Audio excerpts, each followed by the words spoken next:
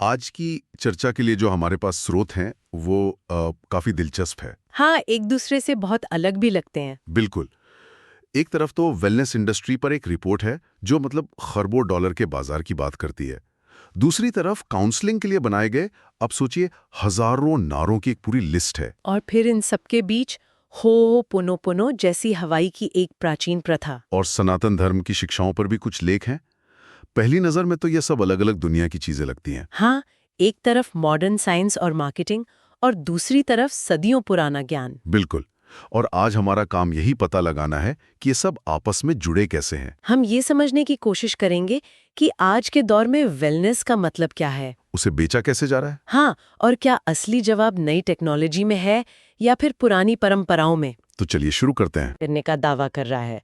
लेकिन साथ ही ये भी पड़ताल करेंगे कि क्या ये नई वेलनेस संस्कृति हमें सच में खुद से जोड़ रही है या फिर एक नए तरह का भ्रम, एक डिजिटल माया बना रही है। शुरुआत कुछ आंकड़ों से करते हैं जो सच में चौंकाने वाले हैं।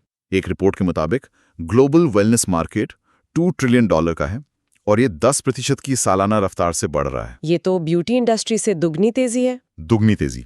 और अमेरिका में तो 82% लोग वेलनेस को अपनी जिंदगी में सबसे जरूरी मानते हैं। यहाँ जो बात ध्यान देने वाली है वो ये है कि लोगों की उम्मीदें बदल रही हैं। कैसे? मतलब अब कोई सिर्फ हल्दी वाला दूध पीकर या कोई भी वर्कआउट ऐप डाउनलोड करके खुश नहीं है।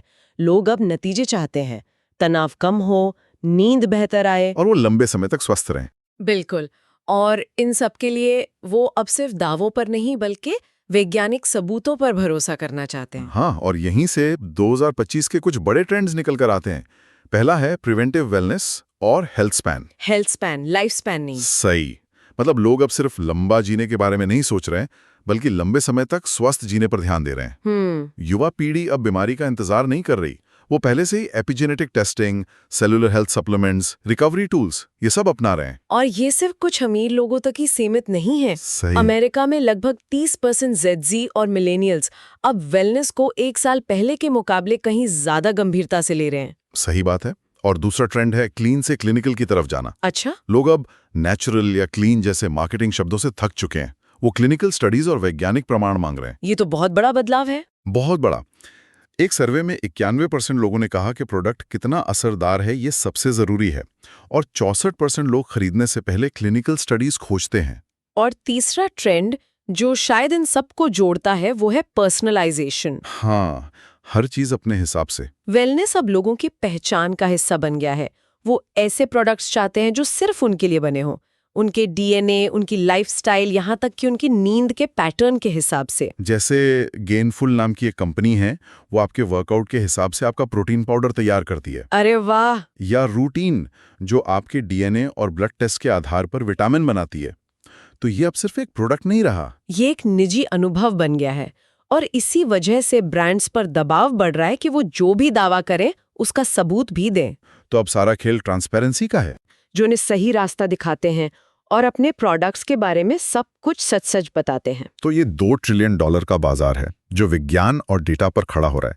लेकिन इसे बेचने का जो तरीका है वो विज्ञान से ज्यादा मनोविज्ञान और भावनाओं का खेल लगता है। बिल्कुल। हमारे पास काउंसलिंग सेवाओं के लिए 1127 नारों की एक लिस्ट है, और ये कमाल की है। हाँ, ये लिस्ट दिखाती है कि वेलनेस की भाषा कितनी सोची समझी होती है। इसमें से एक नारा पढ़ता हूं जो व्यक्तिगत काउंसलिंग के लिए है।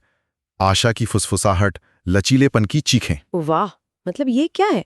किसी काउंसलिंग सर्विस का नारा है या किसी फिल्म का पोस्टर? वही तो। ये भाषा इतनी नाटकीय क्यों होती है? क्या लोग सच में इससे जुड़ते हैं? ये एक बहुत अच्छा सवाल है। ये भाषा सीधे उस इंसान को टारगेट करती है जो भावनात्मक रूप से कमजोर महसूस कर रहा है। आशा की फुसफुसाहट उसे एक उम्मीद देती है और लचीलेपन की चीखें उसे ताकत का एहसास कराती है। अच्छा। ये शब्द शक्ति, लचीलापन, सशक्तिकरण, सद्भाव, उपचार ये बार बार इस्तेमाल होते हैं।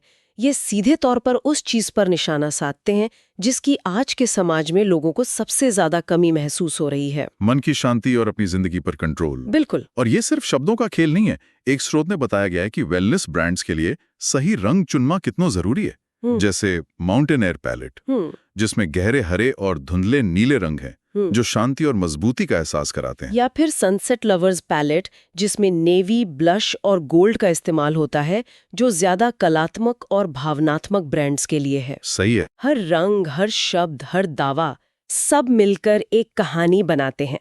और वो कहानी ये है कि आप टूटे हुए हैं और हमारे पास आपको ठीक करने का समाधान है। वाह।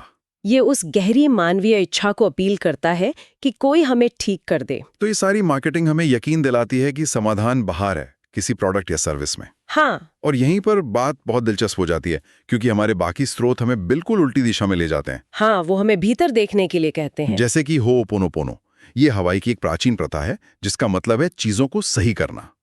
इसका पूरा आधार माफी और सुलह पर टिका है, और इसकी पूरी फिलॉसफी सिर्फ 4 वाक्यों में सिमटी हुई है। पहला है आई एम सॉरी, या मुझे खेद है। ये सिर्फ एक माफी नहीं है। तो क्या है ये? बल्कि ये मानना है कि आपकी दुनिया में जो कुछ भी हो रहा है उसके लिए आप जिम्मेदार हैं। दूसरा है प्लीज फॉरगिव मी, या कृपया मुझे क्षमा करें। ये न सिर्फ दूसरों से बल्कि खुद से भी माफी मांगना है। और तीसरा थैंक यू, या धन्यवाद। ये उस मुश्किल के लिए शुक्रगुजार होना है जिसने आपको खुद को ठीक करने का मौका दिया। और चौथा आई लव यू, यानी मैं तुमसे प्यार करता हूं। ये हर तरह की नेगेटिव एनर्जी को प्यार में बदलने का एक तरीका है। यहाँ जो मूल सिद्धांत है वो है 100% जिम्मेदारी का। 100%। 100%। होओपोनोपोनो सिखाता है कि हमारी हकीकत में जो कुछ भी है वो हमारी ही रचना है। इसलिए अगर हमें बाहर की दुनिया को बदलना है तो हमें पहले अपने अंदर की दुनिया को साफ करना होगा। एक मिनट रुकिए, यहीं पर एक कहानी है डॉक्टर इहालीकाला ह्यूलेन की। कहा जाता है कि उन्होंने एक पूरे मनोरोग वार्ड के मरीजों को ठीक कर दिया था, बिना उनसे मिले। ये कैसे हो सकता है? ये तो किसी चमत्कार जैसा लगता है। उन्होंने असल में किया क्या? ये कहानी अविश्वसनीय लगती है, लेकिन ये होओपोनोपोनो के सिद्धांत को पूरी तरह समझाती है। डॉक्टर लेन उस अस्पताल में मनोचिकित्सक थे, लेकिन वो मरीजों से कभी नहीं मिलते थे। अच्छा। वो बस अपने ऑफिस में बैठते, एक एक करके मरीजों की फाइलें पढ़ते और उन फाइलों में लिखी उनकी तकलीफों और हिंसक व्यवहार को महसूस करते थे। और फिर वो खुद पर होओपोनोपोनो का अभ्यास करते थे। मतलब वो मरीजों पर नहीं, खुद पर ये कर रहे थे। बिल्कुल। वो खुद से पूछते थे, मेरे अंदर ऐसा क्या है जिसकी वजह से मैं इस इंसान की तकलीफ को अपनी हकीकत में अनुभव कर रहा हूँ। और फिर वो खुद के उस हिस्से को साफ करने के लिए उन 4 वाक्यों को दोहराते थे। मुझे खेद है, कृपया मुझे क्षमा करें, धन्यवाद, मैं तुमसे प्यार करता हूँ। तो उनका मानना था कि जैसे जैसे वो अपने अंदर की उस ऊर्जा को साफ करते गए, वैसे वैसे मरीज भी ठीक होते गए। हाँ, क्योंकि सब कुछ आपस में जुड़ा हुआ है। ये तो आज की वेलनेस इंडस्ट्री से 180 डिग्री अलग है। आज की इंडस्ट्री हमें कहती है कि हमारा डेटा, हमारा डीएनए, हमारी रिपोर्ट, सब कुछ बाहर है और उसका समाधान भी बाहर है। सही है। और होओपोनोपोनो कह रहा है कि इन सब से कोई फर्क नहीं पड़ता। जिम्मेदारी 100% आपकी है और समाधान आपके अंदर है। क्या इन दोनों में कोई तालमेल हो भी सकता है? यही तो सबसे बड़ा विरोधाभास है। और इसी से हमारा अगला स्रोत जुड़ता है, जो सनातन धर्म और माया के कॉन्सेप्ट की बात करता है। माया यानी भ्रम? हाँ, भ्रम का पर्दा जो हमें असली सच देखने से रोकता है। लेख का तर्क है कि सोशल मीडिया आज की माया का नया सिनेमा घर बन गया है। माया का नया सिनेमा घर? ये बहुत शक्तिशाली बात है। हाँ, क्योंकि हम अपनी डिजिटल पहचान, हमारी प्रोफाइल, हमारा बायो, हमारे फॉलोअर्स को ही अपनी असली पहचान यानी आत्मन या हमारा सच्चा स्वरूप मानने लगते हैं। हम उस किरदार को ही असली इंसान समझ बैठते हैं जो हम स्क्रीन पर निभा रहे हैं। बिल्कुल। और ये लेख उपनिषदों के नेति नेति ये नहीं के सिद्धांत का भी जिक्र करता है। नेति नेति का मतलब है झूठी पहचान की परतों को एक एक करके हटाना। और आज के दौर में ये बहुत प्रासंगिक है। कैसे? जब हम खुद से पूछते हैं, क्या मैं अपनी प्रोफाइल फोटो हूं? नहीं। क्या मैं अपने फॉलोअर्स की संख्या हूं? नहीं। क्या मैं अपने लिखे हुए बायो हूं? नहीं। तो हम असल में नेति नेति का ही अभ्यास कर रहे होते हैं। मुश्किल तब शुरू होती है जब हमारी इस नकली पहचान को एल्गोरिदम से इनाम मिलने लगता है। जब लाइक्स और कमेंट्स से हमारा अहंकार जुड़ जाता है, तब हम माया के इस जाल में और गहरे फंसते चले जाते हैं। तो हमारे सामने 2 रास्ते हैं। एक तरफ वेलनेस बाजार है जो हमें हमारी पहचान के हिसाब से पर्सनलाइज्ड समाधान बेच रहा है। आपके डीएनए के लिए बना सप्लीमेंट, आपकी जीवन शैली के लिए बना वर्कआउट। और दूसरी तरफ प्राचीन ज्ञान हमें सिखा रहा है कि हमारी सच्ची पहचान इन सब बाहरी लेबलों से बहुत गहरी है। और यहाँ एक और मजेदार कनेक्शन है। हमारे स्रोतों में भीतर की आग यानी द फायर विदिन का जिक्र बार बार आया है। अच्छा, ये जुनून, रचनात्मकता और अंदर की ताकत का प्रतीक है। हाँ, ये तो बहुत आम मुहावरा है। हर दूसरा वेलनेस ब्रांड कहता है अपनी भीतरी आग को फिर से जगाओ। और यही पूरा विरोधाभास छिपा है। वेलनेस इंडस्ट्री अक्सर हमें भीतरी आग को जगाने के लिए कोई प्रोडक्ट बेचती है। कोई खास चाय, कोई सप्लीमेंट या कोई महंगा रिट्रीट। बिल्कुल। लेकिन होपोनोपोनो और सनातन धर्म जैसे दर्शन कहते हैं कि वो आग तो पहले से ही जल रही है, वो कभी बुझी ही नहीं थी। वो बस माया और नेगेटिव एनर्जी की राख के नीचे दबी हुई है। एकदम सही। तो समाधान आग जलाने के लिए बाहर से माचिस खरीदने में नहीं है, बल्कि भीतर की उस राख को साफ करने में है। वाह। होपोनोपोनो के मुताबिक जब आप 100% जिम्मेदारी लेकर कहते हैं मुझे खेद है, कृपया मुझे क्षमा करें, तो आप उसी राख को हटा रहे होते हैं। और सनातन धर्म के अनुसार जब आप नेति नेति का अभ्यास करते हैं तो आप उन नकली परतों को हटा रहे होते हैं जो आत्मन के प्रकाश को रोके हुए हैं। तो समाधान हमेशा से अंदर ही था। हमेशा से। तो इसका मतलब क्या ये है कि ये पूरी मॉडर्न वेलनेस इंडस्ट्री एक धोखा है? क्या हमें अपने स्लीप ट्रैकर्स और पर्सनलाइज्ड विटामिन फेंक देने चाहिए? नहीं, जरूरी नहीं। समस्या प्रोडक्ट्स में नहीं, उन पर हमारी निर्भरता में है। अच्छा। कभी कभी लोगों को शुरुआत करने के लिए इसी बाहरी सहारे की जरूरत पड़ती है।